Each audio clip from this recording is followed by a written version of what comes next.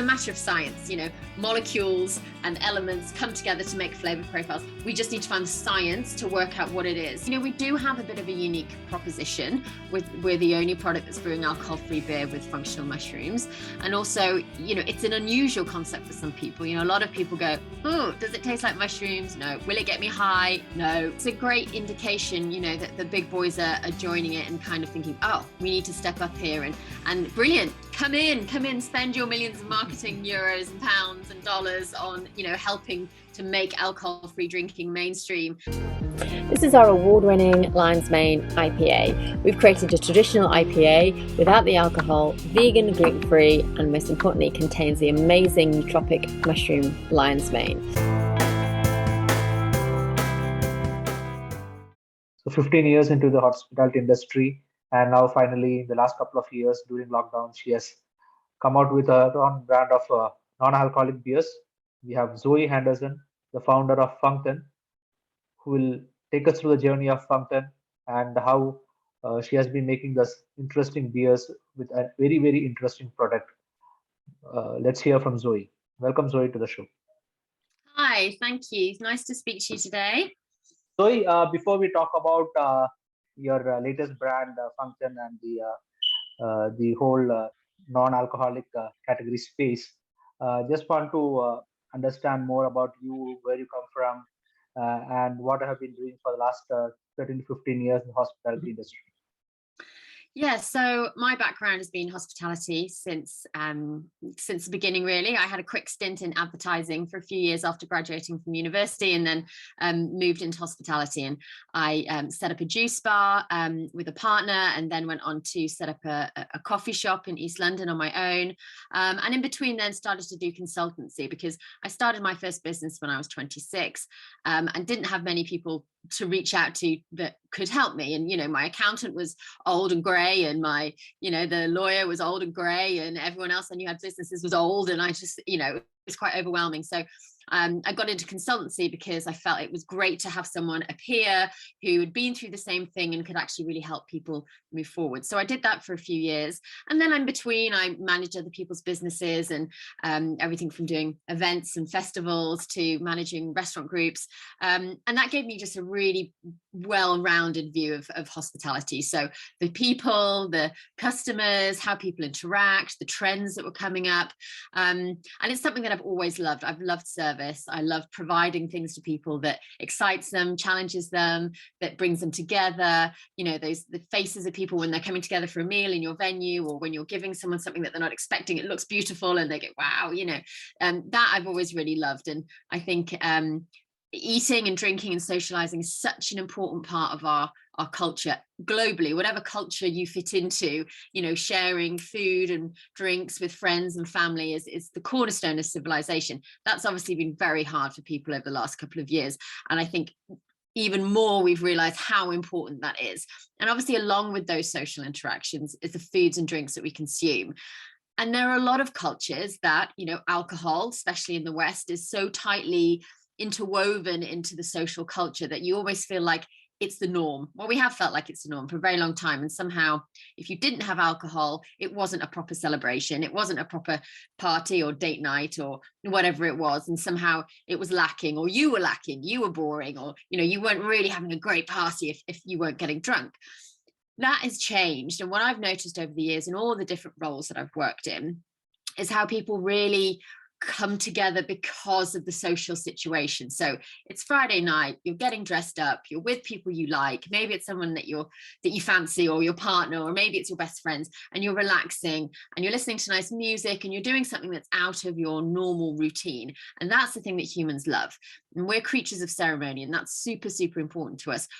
The foods and drinks that we consume within these are just manifestations of our cultures and marketing. Alcohol doesn't have to interweave into these things. And that's what I was starting to notice. And my last role before I started Fungtn was working for an alcohol-free bar and restaurant group. So we had 3 sites across London, also happened to be plant-based.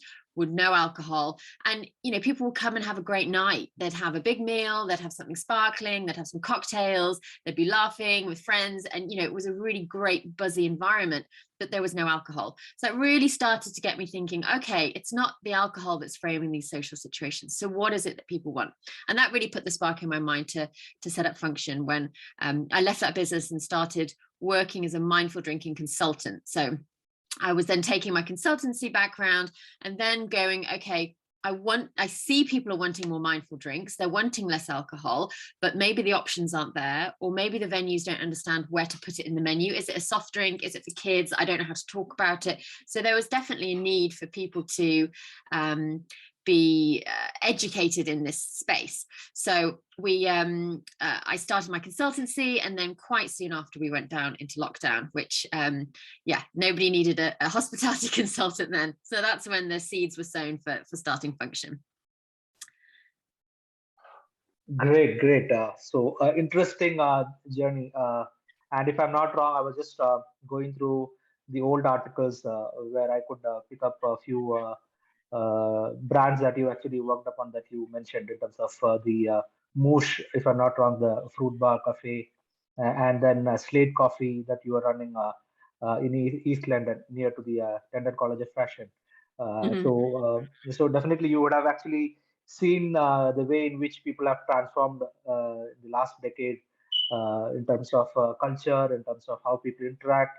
And I like the way in which you put across in terms of how alcohol brands bring about that marketing in between to make sure that until unless you say that cheers, that's when the celebration actually happens, or rather it begins for each and every function, irrespective of how small or how big the function is.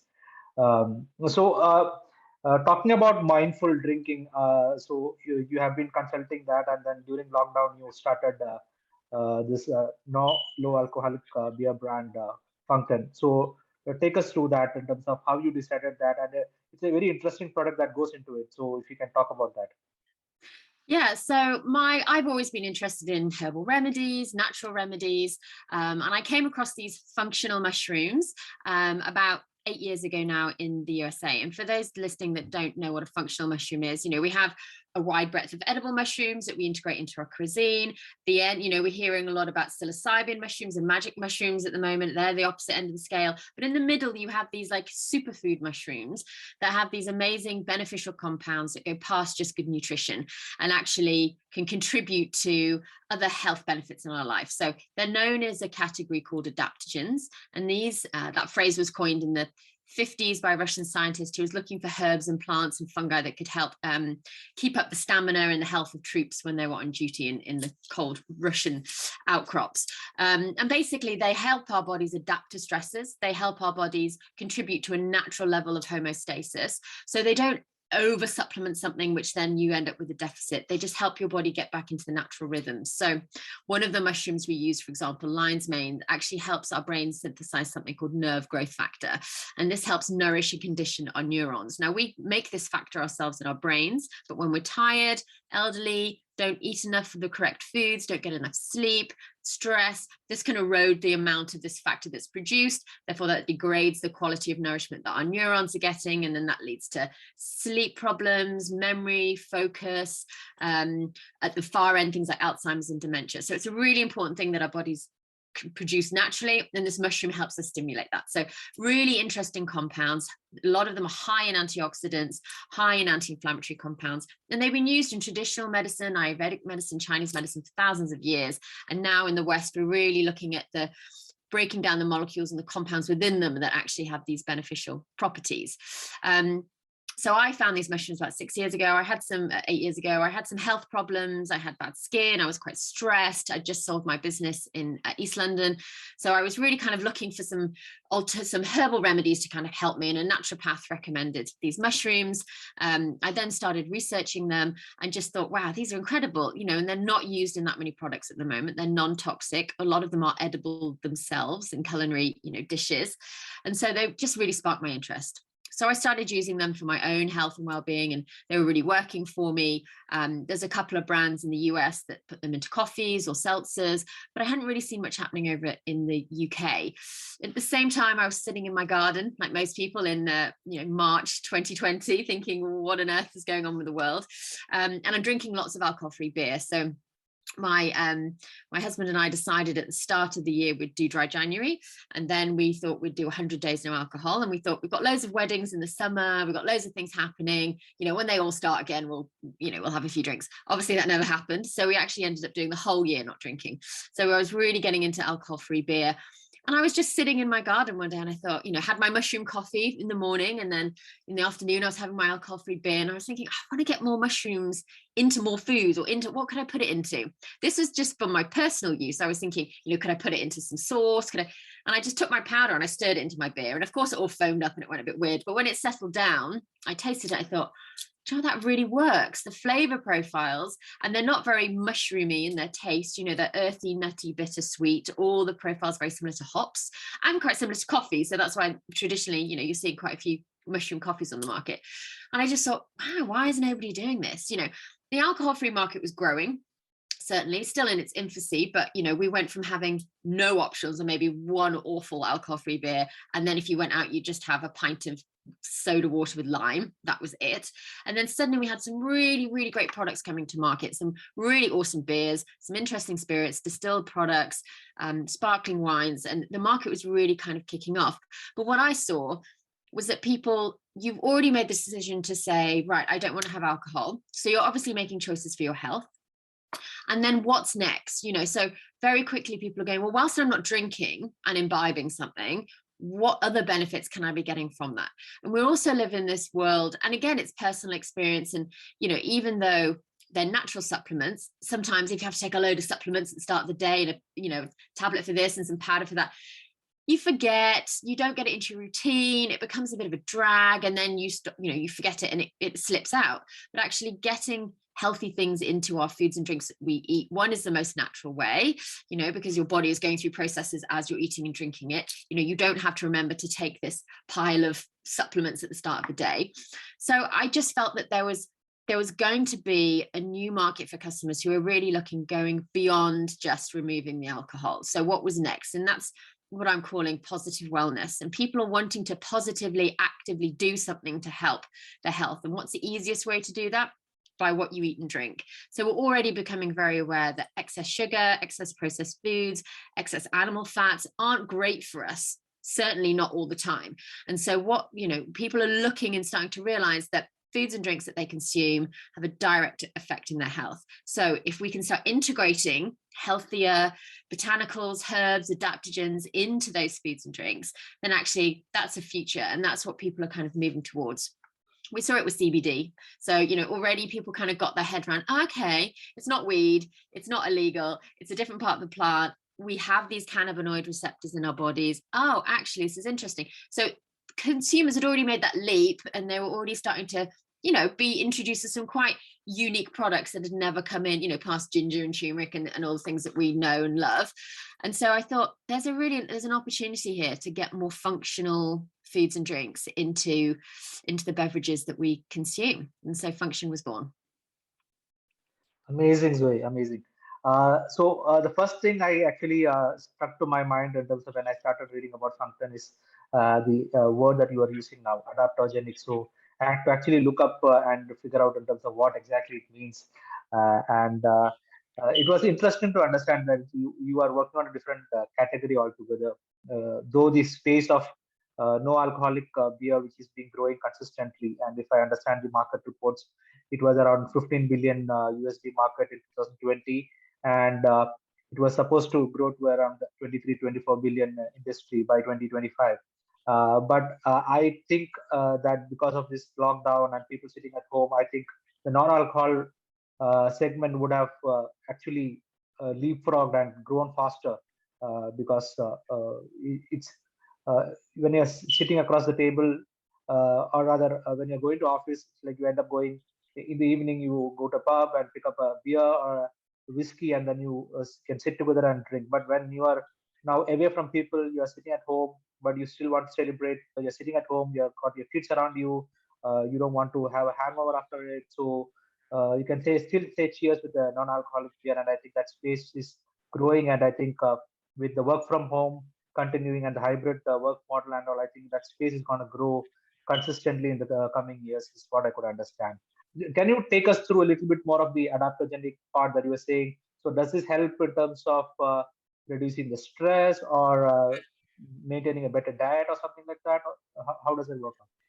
Yeah, so adaptogens, as I briefly said, they're herbs and plants and fungi that actually help our bodies adapt to stress. And that's not just the outward, I'm stressed, I have a deadline. It's the stresses that are put on our bodily system. So our immune system, our hormone regulation, our endocrine system, our sleep patterns, all of these things are affected by stresses. Now, those can be the actual physical stress of cortisol rushing through your bloodstream because you've missed the bus or you've got a deadline at work, or actually physical stresses that we put on our body through lack of sleep, excess toxins, excess alcohol, not enough of the correct foods. So our body's constantly working to keep what we call this level of homeostasis. And when our bodies work perfectly, they're ingenious. They're wonderful machines. Not even a machine, they're far more intelligent than that, but they're wonderful, complex organisms. But we pummel them with a lot of stuff, and we really do give them a hard time. So just to kind of keep at that natural level is actually, we're up and down all the time because of the modern hectic lives that we live. So adaptogens have been kind of highlighted in traditional medicine and folk medicines for a long time as a way to help balance these stresses.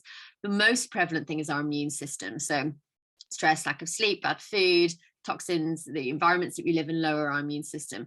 And these mushrooms, particularly the chaga, reishi, and lion's mane, that use, are super high in antioxidants. So chaga, which is what we use in our chaga lager, that's a birch polypore mushroom. So it grows, or it's a fungus actually, it grows on birch trees in Northern Europe, Scandinavia, and the Northern Hemisphere. It looks essentially like a big lump of coal that sits on the side of the tree. And it's parasitic, so it's pulling out nutrients from the tree to grow itself, but it just means that the actual fungus itself is super nutritious.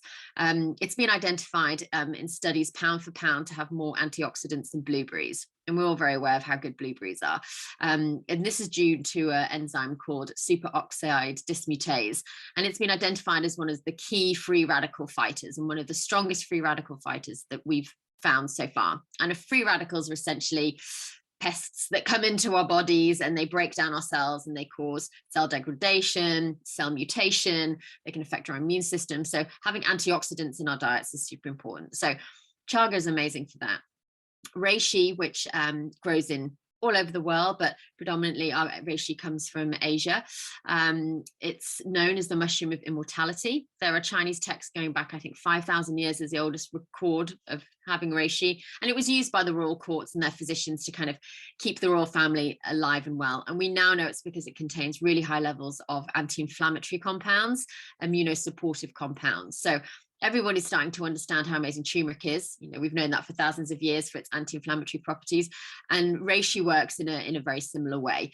It's also a natural antihistamine. So I first started using reishi as a natural alternative to hay fever tablets and allergy tablets. So I was recommended to have, a spoon in my coffee every morning over spring and summer, and it would help my allergies. And I really think it's had a huge effect. So really powerful compounds within there helping to balance and regulate these systems.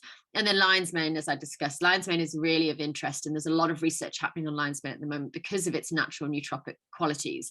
So if you are in Japan and certain parts of Asia, if you are suffering with dementia, your physician will probably, alongside other drugs and modalities, will prescribe you to have high doses of lion's mane because it's so powerful in producing this nerve growth factor that helps nourish and condition the myelin sheath that sits around our neurons, which is critical for our neuronal health.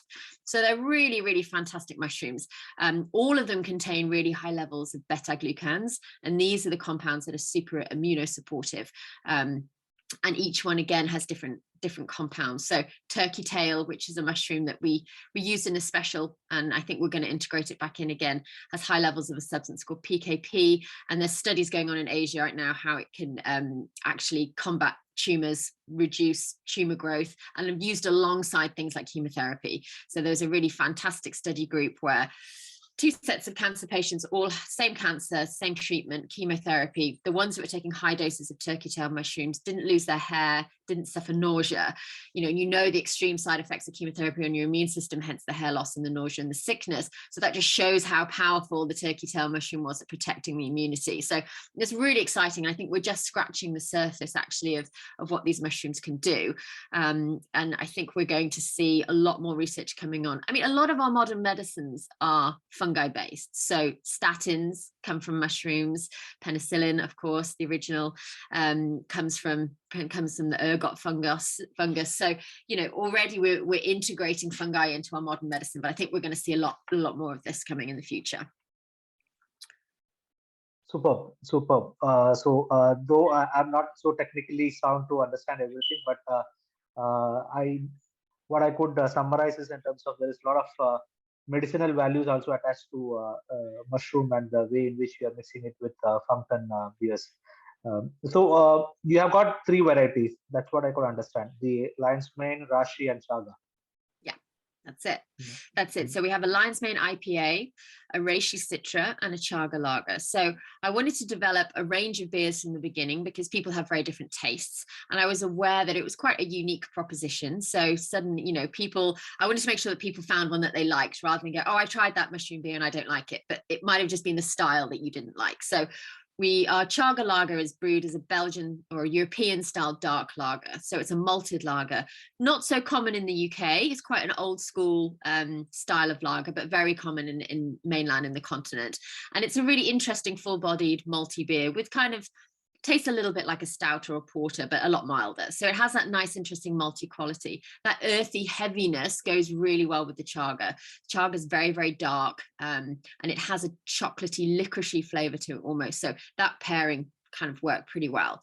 Then we moved on to our lion's mane IPA. The lion's mane mushroom is actually an edible mushroom. It's called the pom-pom mushroom as well. It's a big white fungus that grows on trees in woodlands. It's a protected species in the UK, but luckily we can cultivate it. When you eat it fresh, it almost tastes like smoked chicken. It's a really thick mushroom. Put it in a pan, garlic, and it's really delicious. And actually, you're seeing a lot of plant-based chefs all around the world integrating it into vegan menus, just because it's such an interesting meat substitute. It holds flavors so well. When it dries, it doesn't taste like chicken, luckily. It tastes like almost sweet walnuts. So it's got a really interesting sweet nutty flavor profile to it. And that I felt would pair very well with earthy, hop forward, hay-like qualities that you have in an IPA.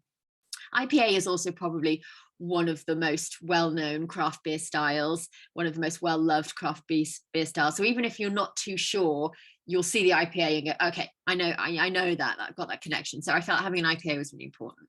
And then our reishi citra is a lighter, juicy citra hop beers. We use quite heavy, oily citra hops that are quite floral. So, when you taste it, it's got a kind of slight citrusy, grapefruit nose, bit of a honeyed finish, but that comes from purely the flavor profiles and the hops. There's nothing added into that product. And that I thought would pair very well with reishi, because reishi is quite a bitter mushroom. Slightly earthy taste, but predominantly bitter. So you only need a small amount of it, but also it needs to be paired with something quite robust. If we put it in the dark lager, it would have been a bit of a clash of taste. If we put it in the IPA, it would have been overly bitter, because IPAs are quite bitter with the hops that they use anyway. So the citra was this light, juicy pairing that has the oiliness, the heaviness of the hops that could really carry the bitterness of the reishi. And this is a bit of a lighter beer. It's a bit of a fresher beer, so it's great with food. It's great in warm weather. So three very different styles of beers that I hope would attract different beer drinkers, and it really has. Over the summer we saw the sales of reishi going up because people were really enjoying it because it was lighter. Over winter and Christmas, people loved the chaga because it felt a bit more decadent, and the IPA has just been a classic smash across all categories. So it's something that we launched with three. We've got a little bit of MPD in the pipeline, developing other types of beers with different types of mushrooms, potentially looking at a cider. And what I'm really excited about starting to develop now is a completely alcohol-free version. So we have 0.5% alcohol in our product. Anything under 0.5 and under, you can say is alcohol-free, because the effects of it are non-alcoholic. So kimchi, a ripe banana, fermented foods, some of those are kombucha. Sometimes kombuchas can index at, almost coming to 1% alcohol by volume. So you can say 0.5 is alcohol free, but in certain countries, we're getting a lot of interest in the Middle East for our product, for example, but we can't have any alcohol in there at all. So I'm about to start working with some very clever people who develop completely 0% beers. It's a non-fermented beverage. So a lot of the old diehard beer people would say that's not a beer. But we're going into a country where these people don't drink beer anyway, so it doesn't really matter as long as it's got that kind of good flavor and that profile coming out through it. So there's lots of interesting things that we can do in the future. Absolutely, Zoe. So you spoke about the Middle East market. Middle East market, everyone knows that it's alcohol-free market, and but the overall the generation out there is adapting to a lot of new things, and they want to show that the market is opening up for them, but still keeping their traditional values together. So they are looking up to a lot of non-alcoholic brands, whether it be beer or any other drinks. So they are looking to bring more brands to their countries and to inculcate that, so that people don't feel left out from the celebrations, but still you maintain your traditional religious values. So that's great. It's a great market actually to get into. Yeah, and it's really important. I think what's interesting is the younger generation. So traditionally, in religions where you can't drink alcohol, even having something that mimicked alcohol could be seen as, not okay. But there's younger generations who say, look, I want to stay true to my faith. I want to not drink alcohol, but come on, like you see people in Sex in the City or, TV shows. People are watching American TV. They're watching people in bars, drinking, playing pool, drinking beer, and they want to have that, but they want to stay true to their cultural values. And I think that's fine. Religions and cultures have to move on as well. So it's like, if you can have a completely 0% beer and play pool with your friends, or go and have some cocktails and wear a nice dress, then that's cool as well. And I think we have to there's a younger generation who are demanding more for the products that they drink and that they consume, and it's great because it is opening up this incredible market where these people haven't had these types of drinks before. And it also makes it feel a lot more inclusive, I think. So even when you do drink alcohol, maybe you're pregnant, maybe you just don't want to drink on this particular evening, you don't want to feel like the little kid sitting in a boring coffee shop with an orange juice, meeting friends for a drink, right? You want to be in a nice environment. It feels adult. Maybe there's nice music, there's nice food, in a bar type of environment, but you don't want to be surrounded by alcohol. And it just makes it more inclusive. And we talked about the Virgin Mary bar a little bit before. They're one of our earliest supporters, and they've actually launched a restaurant now in Abu Dhabi, and yes. And they're continuing to expand their empire in the Middle East, and their proposition is really interesting. Beautiful looking restaurant, beautiful bar, lovely food, but all alcohol free, and it's wonderful. I think it's yes. Really exciting. So talking about the Virgin Mary bar, I have been to the one here in Dublin. And I was talking to Nicola the other day before the launch of their outlet in Abu Dhabi. If I'm not wrong, yes, in Abu Dhabi. So she said the market is completely different. So we are launching a proper restaurant bar, which looks premium, elite, because that's how people will relate to that in the Middle East market. So she was very upbeat about that, and she was also talking about her contacts and the plans to reach out to other Middle East markets, and probably I think one or more countries, maybe in 6 months or another year's time, I think they would be launching it, if I'm not wrong. Yeah. So coming back to your brand, you have named it Fungtn. So why Fungtn?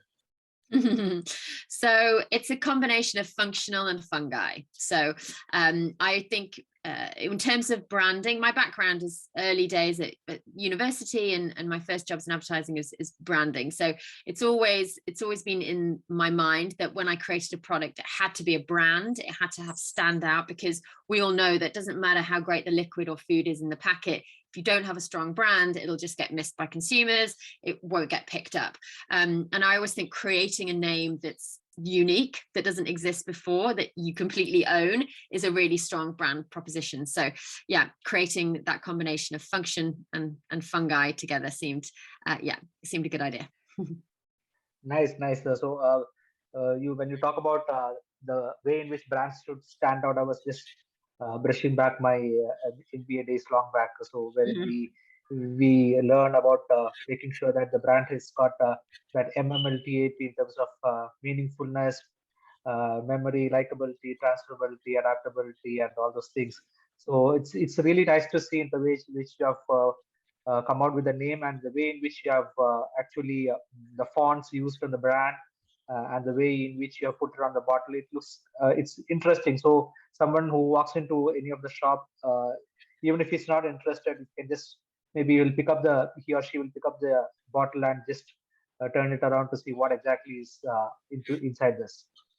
Yeah, and things need to have standout, especially craft beers. You go into shops and you're faced with this wall of really colorful, great, craft beer design on bottles and cans is great anyway. There's some gorgeous colors and stuff going on. So it needed to be something that had some standout. And also, we do have a bit of a unique proposition. We're the only product that's brewing alcohol-free beer with functional mushrooms. And also, it's an unusual concept for some people. A lot of people go, oh, does it taste like mushrooms? No. Will it get me high? No, it doesn't. Different mushrooms, so there's lots of questions around it. So we wanted it to have stand out and be interesting. Like you said, someone gravitate towards it and have a look, but not to be too wild and wacky with, a dancing mushroom on it or something where people are like, not sure what that is. I really don't want that. So it was striking that balance, not looking too hippie and out there, but equally having something that was going to become iconic. I mean, we've seen brands like Oatly and Innocent, and brand is key. And if you can have that strong brand identity, that brand message, it really helps push and educate the message that you're trying to get out to your consumers. And I'm very aware that having a drink with mushrooms in it is a bit unique at the moment. And I think we need to have some brand identity around that. Superb. And talking about mushroom, is there a shelf life for your products? Is it, or compared to a beer, normal beer, it's lower or on a higher side? Yeah, so it's quite similar to normal craft beers, 12 months. At the moment, we don't pasteurize. We do something called sterile filtering, which is the kind of industry standard in craft beer. But pasteurizing is potentially something we will look at in the future, just to kind of add that extra 6-month shelf life to it. We're starting to export internationally. We are starting to export to the US and Canada next month, which is really exciting. But my model from the beginning has always been a contract brewing model. So the idea is you brew in the territories in which you're serving. That's not something you can implement straight away, but certainly after 6 to 12 months of trading within a given territory, if it's going well, if we're seeing the market expanding, then I want to be brewing within that country. A couple of reasons for that. One, you're saving tons of water and glass being shipped around the world, which is always a good thing. And secondly, you get more emotional buy-in from the country in which you're selling that product in. You're contributing to the economy. You're working with local breweries and tapping into their networks and the people that they influence. And it just makes it easier to integrate into a country, I think. And it's a great way to become part of their economy as well. So hopefully within the next year, 18 months, we'll be brewing in a few different territories as well. At the moment, we're just brewing with contract brewers in the UK, but that will change. Yeah, so talking about that, I was reading one of the articles before this interview, and I read that you have actually not met the person who's brewing it for you because of the lockdown. Yeah, the very first person. So I worked with a consultant to develop the liquids and kind of had a big profile and list of things, and I said, right, these are the beers I want, these are the profiles, these are the hops, that make it for me, because my background isn't brewing. I haven't got a little kit in my garage that I'm creating them for, but I knew what I wanted. And yeah, we didn't meet for about 3 months, and we just went back and forward, sending samples and zooming. And eventually got to meet when kind of things opened up towards the end of summer. But yeah, it's amazing what you can do over Zoom. And actually, I think we do waste a lot of time with face-to-face meeting. Well, initially, you waste a lot of time with certain meetings. There's a load of meetings you can do over Zoom before you go on to have to meet someone face-to-face. So yeah, it's been an interesting change in everyone's working habits. Yeah, so people have actually adapted to that pretty quickly, leaving apart the first couple of months when people were breaking their heads in terms of how things are going to be. But after that, people have quickly adapted to this Zoom and Google Meets and other things. I was I was seeing that you are also planning to raise some funds, some seed funding. Take us through that. Is there any particular amount that you have in mind, and are you looking at only angel funding, or you are looking at also bigger VCs coming and funding your project? What's that you have in mind? Yeah, so I basically started fundraising as soon as we launched. So I launched on a complete shoestring. So I got a small business startup loan through the government. I had some empty credit cards, which are now not empty. And I just knew that it was the right time. For me personally, I had the mental space. I wasn't doing anything, that could never ever happen again, probably. I had the time to be doing it. The market seemed to be right. Immunity was high on people's agendas. Alcohol free was booming. I had the time and space, and I thought I just need to get out an MVP and get it out there and just test it and see if it's working and see if people like the product. And it did. And I thought, okay, well, once we get out there, then I can start fundraising. I mean, a very difficult time to be raising funds in the middle of a pandemic, on a unique idea that's never been done before, on a growing market. But like I've always said, yes, these markets are growing in the infancy, but what makes Fungtn unique is that we're not just another alcohol-free beer. So we sit in the craft beer space, we sit in the alcohol-free space, but we're also sitting in the huge health and wellness space as well.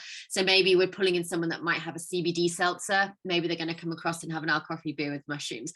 Pulling across people from craft beer who do want to moderate their drinking, or you're pulling in people who just don't want to drink at all. So we've got our tentacles in three huge growing markets, which I don't think are going to show any sign of betting anytime soon. Like that you were saying, that the expected growth over the next 3 or 4 years of the alcohol-free market, and alcohol-free beer is the fastest growing category in that sector as well, is really, really exciting.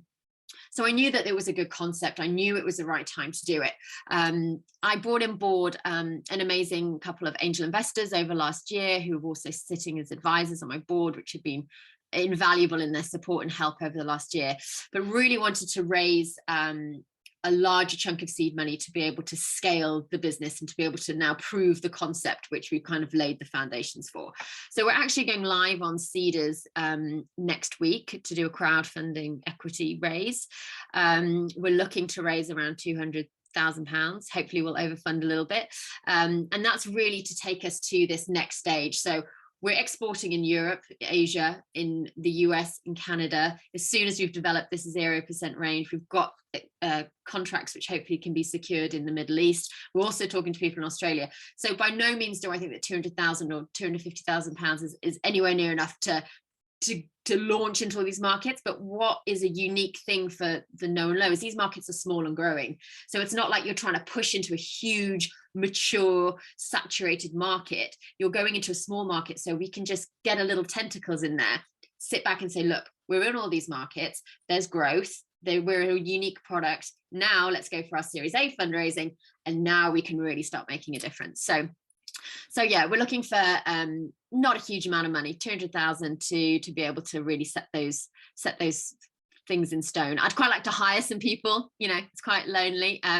Founder of one, I noticed you at the start said I was a co-founder. I wish I was a co-founder. I wish I had somebody to help me with. It's just me at the moment. So yeah, hiring a team, developing this NPD, pushing our marketing in the UK and developing our listings in the UK as well is really important. And then setting these tentacles out for export in these other countries. So it's going to be an exciting year ahead for sure. Definitely. I'm sure that the market itself is growing, and you are creating a niche within a niche. So it's going to be an interesting market and year ahead. And when you see bigger brands like Heineken, Carlsberg, they are focusing on bringing out 0.00 beers. That's when you actually know that the smaller brands are making an impact on the market and they're slowly taking away their market share. That's when the bigger brands actually jump into the space and make sure that we are there, don't go away from us. And here, like in Dublin, I could see Guinness doing a huge lot of marketing around their 0% alcohol beers. So that definitely shows that the market is growing, and there's a huge adaptation happening across people who want to move away from the traditional alcoholic beers and try the non-alcoholic beers. So that's a great space, and it's a good time to be into that space now. Yeah, and it's a great indication, you know, that the big boys are joining it and kind of thinking, oh, we need to step up here, and brilliant, come in, spend your millions of marketing euros and pounds and dollars on, you know, helping to make alcohol-free drinking mainstream. And there's always a market for independence. There's always a market for unique products. But, you know, until we can get everyone's head around the fact that it's normal to drink an alcohol-free beer, which Heineken and Guinness are doing an amazing job of perpetuating that, then we can really, you know, the market will really start to move on. But what's interesting is once these big boys come in, the shelf space in the supermarkets start to get bigger.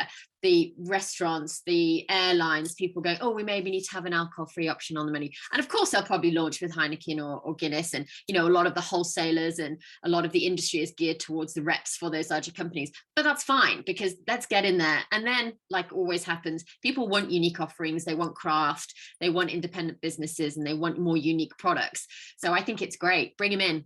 Bring them all in. Absolutely. So I like the way in which you put in the terms of the shelf space will grow bigger for non-alcoholic beers, and maybe soon we will see maybe more people moving away from the off license, and maybe like a semi on-off license or something like that coming up with non-alcoholic beer space, and the way things are moving, I think people will also try to bring about similar changes in other categories also. Though I don't know how easy it is going to be to replicate in a gin or a whiskey or a vodka in terms of the same thing. But I think people will try to figure out alternatives for that as well in the coming years. Yeah, and I think you know, it's really interesting that beer has been the easiest and the largest growing category because you are still making a beer. You know, you either make a full strength beer and de-alcoholize it, or you cap fermentation like we do. So in essential terms, you are making a beer. You know, people go, oh, that's not a gin though, because it's, you know, yes, the spirits go through a slightly different process. Wine is really stepping up actually. And there's a wonderful brand, Thompson Scott Naughty. They're kind of dominating with their amazing sparkling wines, but they've also just released a red, which I'm yet to taste, but I'm really excited about.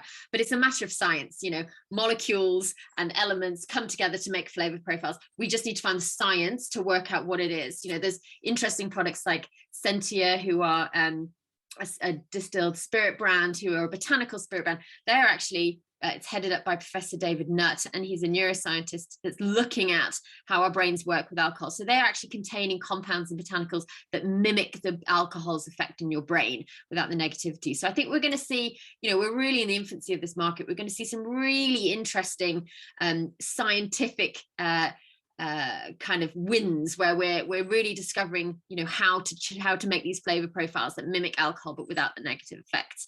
And I think, you know, we're already seeing it becoming more mainstream. We're already seeing people really start to integrate it into their lifestyle and actually believe that, you know, it is okay not to drink, and there are more options out there now. And I think it's a really exciting space, but it's going to move quickly, and it's going to diversify quickly. Where I think the functional element, functional products within the no and low space is a really exciting category.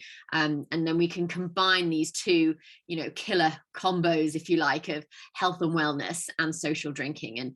And yeah, those are markets that are here to stay globally as well. And what's interesting is, you know, we're seeing this mindful drinking movement, if you like, happening all around the world. So it's not just in one country. It's this new kind of way of drinking. It's either affecting people from a mindful perspective in the West that rely heavily on alcohol, or like we discussed before, bringing in new markets that had never drunk alcohol products, but now they want to have the social aspects of it, but they want a completely alcohol-free product. And finally, what I think is really interesting is you were talking about, you know, people's attitudes. And for me, will we see a completely alcohol-free off license? Well, there's been a pop-up in London. It's still going, the Offie. And there's actually another one by Anna Hindermarch as well. So there's 2 alcohol-free off licenses popping up in London at the moment. There are no other alcohol-free off licenses in London. We're seeing a lot of alcohol-free bottle shops popping up in the US and in Australia. But for me, I think the future is about integration. As always, it's about bringing together these two worlds. So when I go into a bar, a wet-led bar, I want to see half the menu with alcohol free, half the menu with alcohol, because there are still people that want to drink alcohol. There's still people who have a healthy relationship with alcohol and just like one glass of wine, and there are people that, like integrating it into their diets, and that's fine, but you have to have that choice. So if you have 5 beers on the menu, have 5 full strength beers and then 5 alcohol beers. And for me, I think the future is looking at ABV, alcohol by volume, really as an ingredient. So I'm going to look down my cocktail list and I'll be like, ooh, that cocktail's nice. That's got 4% alcohol. That one's got 40% alcohol. That's got 0% alcohol. And you just start treating it like an ingredient, and you're going to dial it up or dial it down to what's suiting your mood. And actually it won't feel like the other or separate. You'll be in a bar, the bartender will be making an amazing drink with his flair and skills, but actually he's just made you one with no alcohol. And then your next drink might have some alcohol in it. So I think it's about this mindful drinking movement. And this is where the market's really interesting. There's always been the sober space. There's always been people who do not drink alcohol. But where the market's really interesting, very similar and parallel to, the vegan movement and the flexitarians, it's the biggest contributor to growing the plant-based food market hasn't actually been vegans. It's been people who are flexitarian and people who actually just love that veggie burger rather than their normal meat burger, or have meatless Mondays or whatever it is. That's the huge market. And I think it's the same with drinking. It's these flexies, these mindful drinkers that actually maybe have alcohol, but maybe don't. But what you don't want is that separation. You want to have it all integrated in one place. So hopefully that's the future, where off license will be half alcohol, half non-alcohol. The same with retail. You'll go into the supermarket and you'll have all your beers, all your alcohol-free beers are all in the same space. And that's where you go to buy your grown-up drink, whether you want alcohol in it or not. So we're in its infancy, but if you look at how the plant-based market has gone, plant-based meats, plant-based milks, and you can see really strong correlations between how the alcohol-free market is growing, which is, it's a good indication of its future growth and success. Absolutely true, Zoe. In terms of the way you said, in terms of mindful drinking, so I think that space is what we'll have to watch out for, and definitely that's going to grow consistently. And the place from I originally come from, India, so there in a lot of the religious cultural values, I know there are a lot of people who don't eat a non-veg on a Monday or a Thursday or a Saturday. Similarly for the alcohol as well. So maybe when they go out and they want to pick up a drink, so on those days maybe they can look at for a non-alcoholic beer, and the way you put across, it's a flexibility that needs to be put into the system, in terms of people can choose in terms of what they want, and give them options. And if you give them more options, they will be more than happy to actually adapt to that and grow. Help the market grow along with that. Yeah, definitely. I agree. And it's good for businesses. You're losing customers when someone comes into your bar, they don't want to drink alcohol. Okay, they might cave in and end up drinking alcohol and then getting really annoyed with themselves. Or they might go, do you know what, I'm going to leave, or I'm going to drink soda, water and lime or a Coca-Cola all night. This customer, I'll go out and I want to spend £30 on drinks tonight. But if there is no nice alcohol-free option, or just a sugary mocktail or something I wouldn't drink anyway, I'll probably just drink water, in which case you've lost all my customers. So it makes sense for businesses, and it makes sense especially now after the turbulent, couple of years that we've had. We want to bring as many people into restaurants and venues as possible. So we need to have as many options. And like you said, when those options are there, people will take them.